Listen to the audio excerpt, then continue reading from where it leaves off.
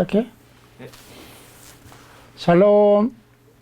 한 주간 동안 평안하셨습니까? 주 안에서 늘 평강하시고 평안하시고 행복하시기를 소망하고 기도합니다. 먼저 시작하기 전에 기도 잠깐 하고 기도하고 시작하겠습니다. 하나님 감사합니다. 오늘도 우리에게 귀한 시간을 주셨습니다. 이 날을 기쁨으로 받게 하시고 하나님이 원하시는 바를 찾아서 그 일을 열심히 최선을 다하여 행하는 하나님의 사람들로 삼아주시고 예수 안에서 승자, 승리자, 행복자가 되게 하여 주옵소서. 예수님의 이름으로 기도합니다. 아멘. 오늘 말씀을 먼저 보겠습니다. 로마서 11장 36절부터 12장 2절까지입니다. 제가 봉독합니다. 이는 만물이 주에게서 나오고 주로 말미암고 주에게로 돌아감이라. 그에게 영광이 세세에 있을지어다. 아멘. 그러므로 형제들아, 내가 하나님의 모든 자비하심으로 너희를 권하노니 너희 몸을 하나님이 기뻐하시는 거룩한 산 제물로 드리라. 이는 너희가 드릴 영적 예배니라. 너희는 이 세대를 본받지 말고 오직 마음을 새롭게 함으로 변화를 받아 하나님의 선하시고 기뻐하시고 온전하신 뜻이 무엇인지 분별하도록 하라. 이 말씀은 우리가 잘 알고 있는 말씀입니다. 새롭게 되어야 된다, 변화되어야 된다 하는 것은 아주 기독교 신앙에서 가장 큰 명제의 하나일 수도 있습니다. 예수님께서 이 땅에 오셨어요. 그리고 공생애를 시작합니다. 공생애를 시작하시면서, 공생애라는 게 이제 하나님이 보내신 목적을 따라서 본격적으로 사역을 시작하신 것을 얘기하지 않습니까? 그 공생애 기간 동안에 주님이 움직이실 때, 어떤 무브먼트가 일어날 때 어떤 마음, 어떤 태도, 어떤 상태에서 시작됐을까를 살펴보면 항상 세상을, 사람들을 불쌍히 여기는 마음을 가지고 계셨다는 거죠. 그 불쌍히 여기는 마음을 가지고 사역을 시작했다는 것을 우리 잊지 말아야 됩니다. 왜? 그분은 모든 것을 다 알고 계신 분이거든요. 그런데 그 모든 것을 알고 계신 하나님이신 예수 그리스도가 세상을 보고 사람들을 보고 삶의 모습을 보고 추구하는 것을 보고 그 모든 것을 보니까 이게 좀 답답한 거죠. 안타까운 거죠. 그래서 세상 사람들을 대할 때 먼저 당신이 가서 도와주지 않으면 안 되는 상황인 거예요. 찾아가야 되는 거죠. 그들이 올 때까지 기다리는 것 자체가 주님의 마음에서는 그게 허락하지 않은 것 같습니다.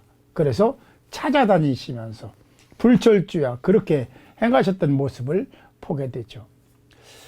우리가 그것을 알아야 돼요. 그것을 알지 못하면 안 돼요. 그 본질적으로 예수님이 이 땅에서 사역하시는 그 안타까운 마음 우리가 들을 수 있고 볼 수 있고 느낄 수 있어야 된다는 생각을 하죠.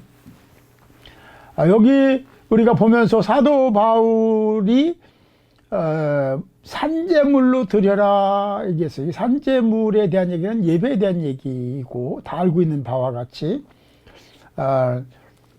그 세상 사람들이 가지고 있는 건 이기적인 생각이나 가치나 이런 그런 속에서 생성된 어떤 산물이 아닌 새로운 하나님이 정하신, 하나님이 목적하시고 말씀하시는 그런 범위 내에서 어떤 것을 가지고 예배를 드리는 것이 옳은가에 대한 답변을 하고 있는 것, 질문과 답변을 하고 있는 거죠. 여기 보면은 그런 인간의 사고, 가치관들이나 그런 사상이나 문화 속에서 그런 지배를 당하고 있는 상태에서 교회를 얘기하고 성도를 얘기하는 것이 아니라는 거예요. 그래서 여기 뭐라고 하냐면 변화되어야 된다, 달라져야 된다, 새로워져야 된다는 메시지를 우리에게 전해주고 있는데 이렇게 너희는 이 세대를 본받지 말고 오직 마음을 새롭게 해라. 오직입니다. 오직이 단 하나입니다. one way예요. one method입니다. 단 하나의 방법밖에 없어요. 그건 뭐냐면 마음을 새롭게 하는 거예요. 마음을 새롭게 해야 변화되더라. 변화는 마음을 새롭게 함으로부터 시작이 되고 과정도 그렇습니다. 그게 결여되면 변화라는 것은 진정한 의미에서 없다라는 거죠. 그걸 우리가 꼭 기억하면서 말씀을 봐야 되겠죠. 이를 깨닫고 우리가 긴장하고 생각해야 되는 이유는 11장 36절에 보니까 이는 만물이 주에게서 나오고. 왜 그래야 되냐? 왜 하나님 말씀대로 그렇게 살아야 되냐 하면 만물이 뭡니까? 모든 거예요. 모든 것이 다 그에게로부터 나온다. 이게 하나님으로부터, 예수님으로부터, 성령님으로부터 비롯되고 시작되고 나왔다라고 하는 얘기를 하는 거죠. 이는 만물이 주에게서 나오고 주로 말미암고 과정도, 그 프로세스 과정도 다 하나님으로부터, 예수님으로부터예요. 주에게로 또 돌아간다. 마지막에는 그 모든 것이 또 하나님의 소유이기 때문에 하나님께 다 귀속이 됩니다. 인간이 세상에 살다가 청직으로 맡아서 살아요. 이것도 맡고 저것도 맡고 가족도 맡고 재물도 맡고 재능도 맡고 다 맡고 살다가 그 청직이니까. 그러다가 하나님께로 돌아가잖아요. 그러면 그 모든 것이 어디로 귀속되냐면 또 하나님께로 귀속되는 거예요. 하나님은 또 그것을 재분배하시는 거죠. 이런 과정이 계속되는 것이 역사고 기독교사다라고 얘기할 수가 있을 것입니다. 그래서 여기 뭐라고 하냐면 주에게로 돌아감이라 그에게 영광이 세세. 그 모든 과정이 다 목적이 어디에 있냐면 하나님, 만물을 창조하신 하나님께 영광을 올려드리는 데 있다라고 말씀하고 있음에 우리는 주목을 해야 될 줄 믿습니다. 여기 그러면서 뭐라고 하냐면 그 말씀을 통해서 우리가 알아야 될 것이 있는데 그렇게 되기 위해서는 하나님을 알아야 된다는 거죠. 하나님을 파악한다? 좀 파악이 좀 그렇긴 한데 알고 묵상하고 그래서 그분이 누군지 왜 그런 말씀을 하셨는지 어디로 가는 것인지에 대한 얘기를 해야 된다라는 거죠. 다시 말하면 우리 인간은 특별히 하나님께 부름받은 모든 사람들은 변화되어야 하는 목적이 있습니다. 아니, 목적을 가지고 가는 거죠. 인생을. 그러니까 그 변화되어야 되는 목적 속에 변화되지 않으면 그걸로 그만 끝이 아니라는 데 문제가 있어요. 그걸로 그냥 끝이면 괜찮은데 당연히 변화되어야 될 사람들이 변화되지 않으면 그 다음에 하나님의 행동이 나오니까 그게 두려운 거죠. 그걸 우리가 민감하게 생각해야 돼요. 코로나를 무서워할 게 아니라 야훼 하나님을 두려워할 수 있는 자가 되어야 됩니다. 그래야 되는데 코로나도 무섭잖아요. 근데 코로나를 이끄시고 또 그 과정을 주도하시고 또 결과를 도출하시는 분이 하나님이시다. 아멘. 그렇죠? 예. 그게 이제 하나님이시니까 우리가 코로나19와 하나님과는 비교될 수 없는 거죠. 우리가 하나님을 마음에 모신 사람들의 삶의 태도와 자세가 어떻게 되느냐. 지금의 현재 상태에서 이만하면 됐다. 그래. 이 정도도 대단한 거야 라고 얘기하면 안 된다라는 겁니다. 왜? 하나님은 그걸 원하시는 게 아니라 장성한 분량까지 가기를 원하시기 때문에 그렇게 해서는 안 된다라는 얘기를 하고 계신 거죠. 우리는 하나님의 은혜를 입은 자로 우리는 하나님이 원하시는 것을 보고 하나님이 원하시는 것을 따르는, 그러니까 다시 말하면 그의 백성다운 천국 백성, 그럼 다시 말하면 천국에 들어갈 수 있는 자격을 얻고 인정받은 자로서의 삶을 살아야 된다라는 거죠. 그렇게 우리가 예수님의 마음으로 살고 하나님의 뜻을 따라 살면 모든 만물을 지으시고 창조하시고 이끌어 주신 하나님이 그런 모든 상태를 보시고 조각하시고 또 나누어 주시고 분류하시고 또 합하게 하시고 이런 일들을 하나님이 하신다. 그건 인간이 하는 것처럼 착각할 수가 있는데 그는 인간이 하는 게 아니라 하나님이 하시더라. 아멘입니까? 예.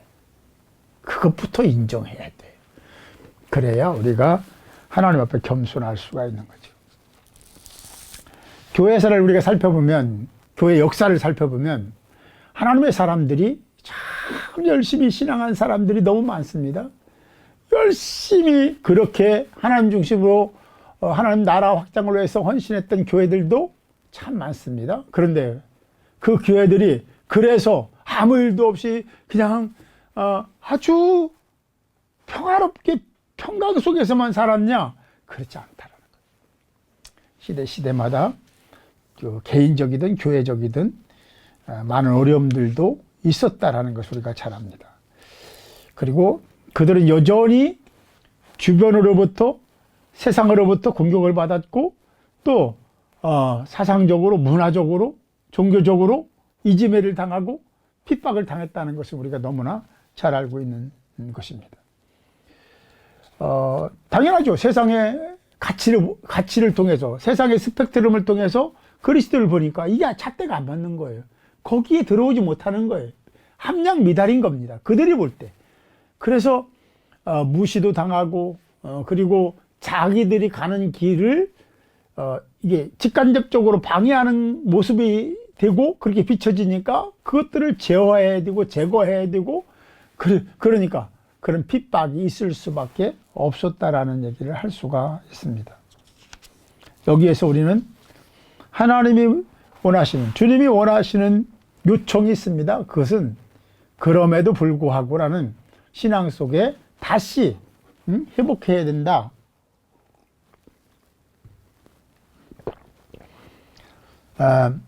하나님이 원하시는 뜻을 따라 목적을 세우고 그 길을 걸어가고 그 길이, 그 방법이, 그런 과정이 얼마나 힘들고 어렵고 고통스럽고 혹 그런다 할지라도 우리는 그 길을 걸어가야 된다라는 것을 성경을 통해서 알게 되는데, 수동적으로 피동적으로 하지 마라.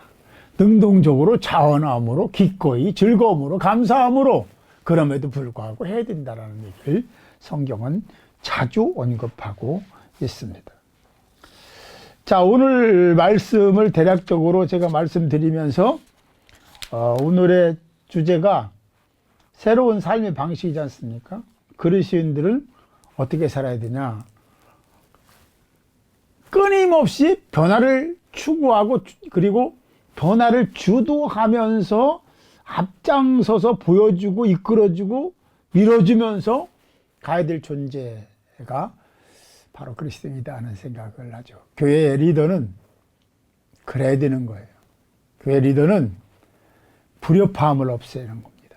교회 리더는 하나 되게 만드는 겁니다. 교회 리더는 하나님께 기쁨이 되는 일들을 하는 겁니다. 그래야 하나님이 원하시는 목적에 합당한 삶을 사는 사람이 되는 거죠. 자, 웍스 나눔 적용에 들어갑니다. 한 주간 살아오면서 라는 전제는 늘 있습니다. 한 주간보다는 좀 길은데 우리는 수많은 본질과 세상의 가치와 충돌을 경험하며 지냈습니다. 당연히 이 충돌이요. 아니 왜 나에게 이런 일이 일어나지? 여러분, 이런 일이 일어나요. 더 좋은 상황으로 이끌기 위해서는 그런 훈련 과정이 있어야 그 다음 단계로 간다는 것을 학문적으로나 뭐 그런, 그렇죠, 운동으로나 어떤 분야도 다 달인들을 봐도 그렇죠. 과정이 있습니다. 그리스도인들도 마찬가지. 그래서 충돌이 일어나요. 가치 충돌도 일어나고 직접적인 사상의 충돌이나 문화 충돌이나 뭐 여러 가지 일어날 수 있습니다. 그 충돌 가운데 하나님을 택한 것은 무엇이요? 그 충돌 가운데 있을 때 그럼에도 불구하고 하나님을 선택한 것은 어떤 것이냐? 세상을 택한 것도 있을 겁니다. 그게 도대체 뭐냐? 그리고 그런 상황 속에서 느낀 바를 얘기해봐라. 그런 얘기예요. 그거를 한번 얘기해보자. 여러분 어떻게 생각하십니까? 하나님 말씀대로 살아야 되는 건 다 알아. 야, 오늘 이렇게 해야지 라고 하는 그것보다 더 중요한 것이 하나님 말씀인 걸 알아. 그런데 그 길을 갈 수도 있고 못 갈 수도 있고 행할 수도 있고 행하지 못할 때도 있더라 라는 거죠. 그걸 한번 얘기해 보자는 거죠. 오늘은 감사하며 살아야지 라고 말이 떨어지기 무섭게 어떤 상황이 발생해서 감사는 그냥 막 화를 내고 불을 내고 막 소리를 지르고 그러진 않는 거죠. 우리가 뭔가 결심하고 결단하면 순탄하게 그 일을 하도록 놔두지 않는다는 데 문제예요. 믿음이 좋으면 좋을수록 더 그렇습니다. 믿음이 없으면요, 그러거나 말거나 별로 신경 안 쓰는 게 사단인 것 같아요. 그러나 믿음이 좋으면 좋을수록 그렇게 할 때 민감하게 반응을 합니다. 우리가 그걸 미리 알고 대비해야 된다. 뭘 대비합니까? 사단이 그렇게 방해하고 막 이간질하고 끌어내리고 주저앉히고 못하게 하는 그런 상황들이 있을 텐데, 그것을 다 미리 우리가 알고 그렇지 않도록 하는 환경을 만들고 나 자신을 추스리고, 그래서 그럼에도 불구하고 하나님 말씀대로 살아야 되는 가치를 형성하고 결단해야 될 점이 있습니다. 자, 한파와 코로나19의 심각한 상황은 하나님의 교회의 예배 자리를 지켜야 한다는 저희 믿음을 흔들리게 하고 있습니다. 왜? 너무 그게 이론이요, 다른 사람이 얘기하는 것이 다 맞아. 여러분, 말씀이 옳습니까? 아니, 좀 본질로 돌아가서 말씀을 따르는 게, 우리가 하나님 사람이잖아요. 말씀을 따르는 게 옳습니까? 세상을 따르는 게 옳습니까? 대부분은 세상을 따라야 된다는 거죠. 세상을 따르면서 말씀을 지켜야 된다는 거예요. 이 참 말로는 되는데, 세상을 따르고 세상의 지배를 받으면서 말씀을 따를 수 있는 길은 없어요. 별로 없습니다. 우리가 세상을 알아야 되고 그러니까 다 받아들이고, 그럼에도 불구하고 우선적인 것은 하나님의 나라고 하나님 백성들이고 이렇다는 것을 우리가 알아야 돼요. 그래요? 교회 예배 드려야 되는 거 다 알아요. 근데 흔들리고 있다는 거죠. 유튜브로 드리는 예배도 잘 드리면 은혜가 될 것이라고 생각을 합니다. 왜냐하면 본질은 여기서 드리냐 거기 드리냐 하는 것보다는 하나님을 정말 그렇게 생각하는데 그 본질은 있습니다. 그걸 우리가 알아야 돼요. 그렇다고 유튜브 드리는 예배를 선호하라는 거, 그 왜 그 선호하게 될까요? 그게 인본이거든요. 신본은 유튜브로 드리는 거 신본은 아닙니다. 왜? 유튜브는요, 상황에 밀린 거잖아요. 환경에 밀린 거잖아요. 그게 우선된 거잖아요. 그리고 편리함에 따라서 예배 드리는 거잖아요. 근데 하나님은 거기를 그 자리를 떠나서 하나님이 원하시는 제사의 장소, 예배의 장소에 와서 예배를 드리라고 말씀하고 있다라는 거예요. 그걸 우리가 절대로 잊지 말아야 됩니다. 꼭 기억할 수 있기를 바라고요. 뭐 상황이 그러니까 지금이야 제가 뭐 강제할 수는 없습니다만, 기회가 되면 바로 회복하는 자세와 태도와 준비를 다 하고 있어야 되고 기도하고 있어야 되겠죠. 그런데 여기 보니까, 그런데 교회에 갈 수 있는 그런 환경이나 상황 여건이 됐음에도 불구하고 그러면 안 되는 거죠. 그냥 제가 안 된다고 해서 그냥 그거 안 되는 거네 이렇게 정도가 아니에요. 잘 우리 민감하게 잘 받아들였으면 좋겠는데, 자, 그날따라 유튜브 예배 도중에 쓸데없는 스팸 전화 문자들이 많이 오고 애들은 더 집중을 하지 못하고, 이게 유튜브 예배를 드리는데 이런 상황이 되니까 예배를 드리면서 예배를 드려.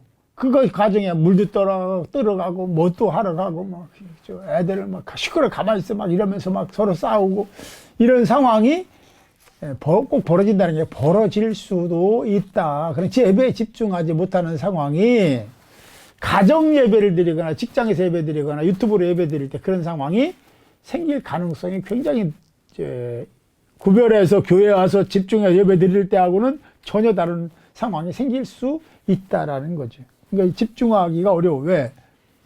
상황이 그렇게 환경이 그렇거니와 사탄이 그렇게 빌미를 주고 그런 걸 대고 보여주고 흔들어 대고 그러니까 그렇습니다. 세상을 택하는 것이 세상의 가치와 방법도 있지만 내 마음이 세상이 이렇구나 라는 것을 깨닫게 된 계기가 되었습니다.